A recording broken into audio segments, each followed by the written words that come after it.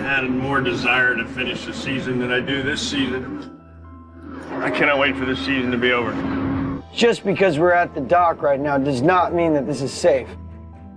And he's kind of your mediator or go-to guy for a lot of things on the boat that kind of goes unseen. The crew of the Summer Bay is seconds away from disaster as their boat tilts sharply on the verge of capsizing. Out in the freezing open ocean, waves as high as buildings slam against the boat, pushing it closer to its breaking point. The fearless fishermen, who've braved these deadly waters before, are suddenly facing a battle for their lives.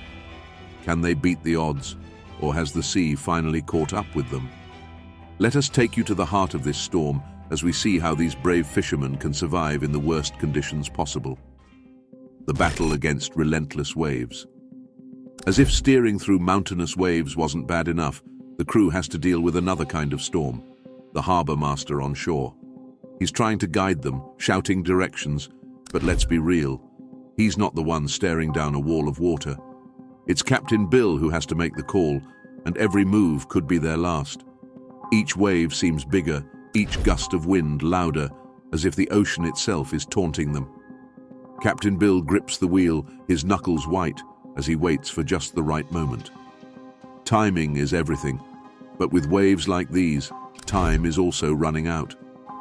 Before we dive deeper, it's clear that the danger facing the crew is far more terrifying than anyone could have predicted, and this won't be the only shock ahead. Windows were in the water. I thought that was it. The boat lurches forward, and suddenly, a rogue wave appears out of nowhere. This one's a beast, the kind of wave you'd expect in a nightmare, not in real life. It crashes over the Summer Bay, and for a moment, it feels like they're done for. Water pours onto the deck, and the boat groans under the pressure. The crew braces themselves, holding onto anything bolted down, as the ocean tests the strength of their boat and their nerves. Captain Bill shouts commands, his voice barely cutting through the chaos. They're soaked, they're freezing, and yet they're still fighting. But hold on, because the Summer Bay isn't the only boat in deep trouble. Over on the Saga, Captain Jake has his own nightmare to deal with. They're fishing, minding their business, when a massive cargo ship, the APL Turkey, shows up, heading straight for their gear. No radio response, no change in direction, just a giant ship plowing through everything. Imagine watching all your hard work, the gear that could make or break your season, getting torn to pieces while you stand there helpless. Jake and his crew don't have time to feel sorry for themselves, though. They've got a grappling hook, a heavy one, and they're about to try something desperate. The plan?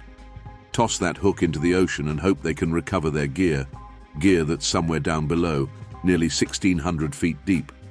They're moving at a snail's pace, 2 miles an hour, knowing that any mistake means starting over. The waves aren't making it easy. It's a rough ride, and under normal circumstances, they'd never attempt this. But desperate times call for desperate measures, and Jake knows they can't afford to lose this gear. It's about survival, not just for today, but for the rest of the season. Looks like we're in a pretty decent spot here. All right, guys. The crew moves quickly, but there's tension in every breath, every glance, as they lower the grappling line and wait. After what feels like forever, they feel a tug. The line pulls, and for a moment there's hope. They pull it up slowly, and against all odds, they've hooked their gear. The crew cheers. It's a small miracle in a sea full of danger. They pull up the crab pots one by one and find them full of crabs. It's the kind of win they needed, but there's no time for rest. The ocean doesn't care about their victories. It's always ready to take them down again. They've still got work to do, and every minute out here means more risk. Meanwhile, Captain Keith on the Wizard is facing waves that are 30 feet high, driven by winds at 40 knots. These are the moments that make or break a season, the kind of conditions where you either catch big or you go home empty-handed. Keith positions the boat, trying to use the wind to his advantage, but let's not kid ourselves. The ocean's in charge here. He's got to play it just right, or risk losing everything. The crew battles the waves, the wind, and their own exhaustion, knowing that one wrong move could end it all. And just when you think it couldn't get worse, there's the storm aftermath. Captain Jake Anderson faces a new kind of loss. The ocean has claimed another life, and it's a stark reminder of how unforgiving this job really is. Deadliest catch might make it all look thrilling, but behind every catch, there's the reality of danger, loss, and sometimes the ultimate price. The ocean doesn't care about fame or cameras, it's about survival, plain and simple. After barely escaping the worst of the storm, Captain Jake starts to see that the biggest struggle may not be the ocean itself. Struggles of life on and off the boat. For Captain Sig Hansen, who's been at this game for decades, the challenges aren't just out on the water. Fame from the show has brought a different kind of pressure. Sig manages to stay true to himself, even with the cameras rolling, but not everyone handles the spotlight so well. Josh Harris, another well-known captain, struggled with the attention, and it led to some pretty serious legal trouble. It's not just about surviving the waves, it's also about navigating the life that comes with being a public figure in a dangerous job. Deadliest Catch shows us the thrill of the chase, but it's easy to forget the people behind the scenes, the film crew, who face almost the same dangers as the fishermen. They're out there in the freezing cold, waves crashing over them, capturing every moment. They're not just filming, they're surviving too. Crazy to think that this is like the last 4 pages of his whole fishing career. The footage they gather has to be pieced together from thousands of hours, and it's their dedication that brings these stories to life. But it's also their lives on the line, right alongside the fishermen they film. And let's talk about fairness, or the lack of it.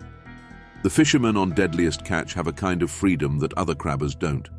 They can catch as much as they want without the usual quotas, and this lets them sell their crabs at lower prices. It might sound like a good deal, but it causes a lot of tension with other fishermen who rely on those higher prices to make ends meet. It's a reminder that, even in a job this dangerous, money plays a big role in who wins and who loses. The sea has always been unpredictable, but when the supermoon comes around, things get even worse. The extra gravitational pull makes the tides stronger and the waves rougher. In 2018, Captain Jake Anderson shared how the supermoon created some of the worst conditions he'd ever seen. Even experienced captains like Wild Bill were shaken. But the thing about the ocean, it loves to mess with you.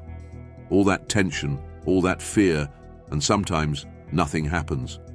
The sea just sits there, like it's having a laugh at your expense. And while the crabbing industry has seen some changes, like moving to a catch share system to make things safer, it hasn't solved all the problems. Sure, there are fewer accidents now, but the money isn't any better for the local fishermen. They're still struggling, even as the show continues to make millions. It's a harsh reality that gets lost in the drama and excitement of the catch. These guys risk everything, but the rewards aren't always there, and the real winners are often the ones sitting behind a desk, far from the freezing waves. Crab fishing has become a little safer, but let's not pretend it's easy. The job is still one of the deadliest in the world, and every season, these fishermen face the kind of risks most of us can't even imagine. They're out there battling waves, exhaustion, and sometimes even each other, all for the chance to make a living. It's a job that's as tough mentally as it is physically, and the dangers don't just come from the sea, they come from within too. And then there's the personal side of things. Being on a reality show might sound glamorous, but for some of these fishermen, it's been anything but. Nick McGlashan, a longtime member of the Deadliest Catch family, battled addiction and tragically lost his life. Even the show's director faced a tragic end, shot and eliminated in an incident that had nothing to do with fishing. The dangers of this job aren't just about the waves and the weather, they're also about the toll it takes on a person's mind and soul. The show loves to highlight the drama, turning captains into heroes and villains. I'm not having this on my boat. But behind every story is a real person. Captain Keith Colburn, Elliot Neese, and others have all been painted in different lights, depending on what makes for good TV. But the truth is, their real lives are far more complicated. Addiction, legal troubles, and personal battles have all played out off camera, reminding us that these are real people facing real struggles. And while the show might gloss over these issues, the reality is far darker. While the thrill of staying alive keeps them going, it's the pressure from fame and family that makes things even harder as new struggles are about to hit, fighting for survival, one catch at a time. It's not just about catching crabs, it's about dealing with everything that comes with it, the fame, the pressure, the risk of not making it back. The ocean is unforgiving, and it doesn't care who you are or how many cameras are pointed at you. Every wave, every storm is a reminder that they're not in control. They're just trying to survive, one catch at a time. And yet, despite everything, the danger, the losses, the unfairness, these fishermen keep going. They head back out, season after season, because it's in their blood. The ocean calls to them, and even though they know the risks, they can't stay away. They're chasing something more than just crabs. They're chasing a life that's raw, real, and unpredictable. It's not about fame or fortune. It's about the thrill of the chase, the fight against the elements, and the hope that maybe, just maybe, this time they'll make it through unscathed. But let's be real. The ocean always has the last word. And as long as there are fishermen willing to answer its call, there will be stories like these. Stories of danger, courage, and the never-ending battle against an unforgiving sea. The waves crashed relentlessly against the boat, and the bitter cold made every movement a struggle.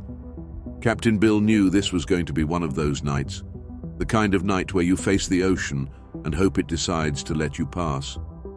There was no room for mistakes, not when every wave seemed to grow larger and the wind howled like it was trying to rip the boat apart. The crew held on, each of them understanding that the sea didn't care about them. It didn't care about their families or their dreams. It was just there, wild and indifferent. Over on the Saga, Jake was dealing with his own nightmare. The ocean was never kind, but today it was downright cruel. Losing their gear was bad, but watching it happen, seeing that cargo ship plow through everything they'd worked for, that was worse. The grappling hook was their only shot at saving the season. If they couldn't pull it up, if they lost those pots, it would be over. The crew knew it, and they moved fast, each of them playing their part. The waves didn't care about their desperation. They kept coming, one after another. All right, I'm going straight into it, so stay sharp at the rail. Look at the buoy. Thumbs up, what's going on? When they felt the line pull, hope sparked among them. Slowly, carefully, they began to reel it in, and against all odds, they had their gear. Jake let out a breath he hadn't realized he'd been holding. They weren't out of the woods yet, but they had something to show for their efforts. The crabs were still in the pots, and for a moment, it felt like a win. It wasn't enough, not yet, but it was something. It was hope. And in a place like this, sometimes hope was the best you could get. The Wizard, meanwhile, was in the thick of it. 30-foot waves, winds at 40 knots. This was what Captain Keith lived for, and what he dreaded all at once. The ocean was alive, and it was angry. Every decision mattered. Every turn of the wheel could mean the difference between a good haul and disaster. The crew worked without stopping, each of them exhausted but pushing on. They had a job to do, and the ocean wasn't about to make it easy for them. Captain Keith looked at the waves, then at his crew. They were tired, but they weren't broken. Not yet. He positioned the boat, using the wind, trying to make the best of a bad situation. The ocean was relentless, but they were stubborn. They had to be. It was the only way to survive out here. They fought the waves, pulled in their pots, and hoped that the ocean would let them have this one. Just this once. After battling the storm, the captains are left with reminders of how tough things are. Some they can see, others they feel deep down, facing the toll of a dangerous life. The aftermath of the storm was almost worse than the storm itself.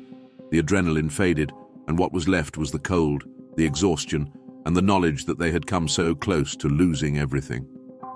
Captain Jake Anderson had lost a friend to the sea, and the weight of that loss was heavy. The ocean had taken another life, and it was a reminder of how unforgiving this job really was.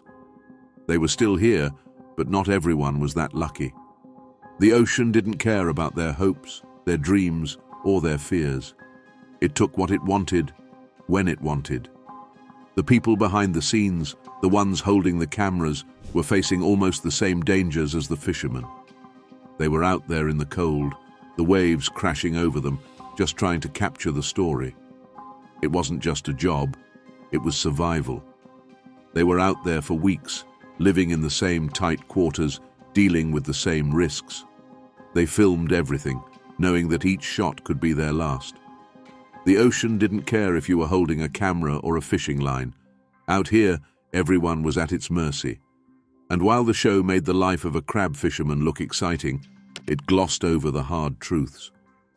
The fishermen on Deadliest Catch had freedoms that others didn't. They could catch as much as they wanted, and they sold their crabs at prices that undercut the rest of the industry. Well, that's just plain old gangbusters. 435 for 8 hours. Unheard of. It caused tension, real tension, with other fishermen who needed those higher prices to survive. It wasn't just about the danger, it was about the money, about who could afford to keep going and who couldn't. Changes in the crabbing industry had made things a little safer, but not enough. The catch share system meant fewer accidents, but the money wasn't better for the local fishermen. They were still struggling, even as the show made millions. The risks they took, the dangers they faced, didn't translate to the kind of rewards they deserved. The real winners were the ones far away from the waves, the ones who didn't have to face the danger head-on. And then there was the personal toll. Nick McGlashan had been part of the Deadliest Catch family for years, but addiction took him down a dark path, and he never made it back. Even the show's director faced a tragic end, eliminated in an incident that had nothing to do with fishing. The dangers weren't just on the water, they were in the mind, in the soul. The ocean was unforgiving, but so was the life that came with it. The show loved its drama, painting some captains as heroes and others as villains. Captain Keith Colburn, Elliot Neese, they were all characters, but they were also real people. They had real struggles, real battles that went far beyond what the cameras showed. Addiction, legal troubles, personal demons, all of it was part of their lives. If we were out there, he would have never said anything until it was too late. I know him. That's scary. So scary. The show might have tried to gloss over it, to make it entertaining, but the truth was far more complicated. Even with all the danger, all the loss, they couldn't stay away. The ocean was unpredictable, unforgiving, but it was also their home. They chased the thrill, the challenge, the hope that maybe this time would be different. Maybe this time they'd come back with more than just crabs. Maybe this time they'd come back with a story of victory, of survival. But the ocean always had the last word, and as long as there were fishermen willing to answer its call, there would be stories of danger, courage, and the fight against an unforgiving sea. Captain Bill looked out at the horizon, the waves still churning, but the storm beginning to ease. They had made it through, but just barely.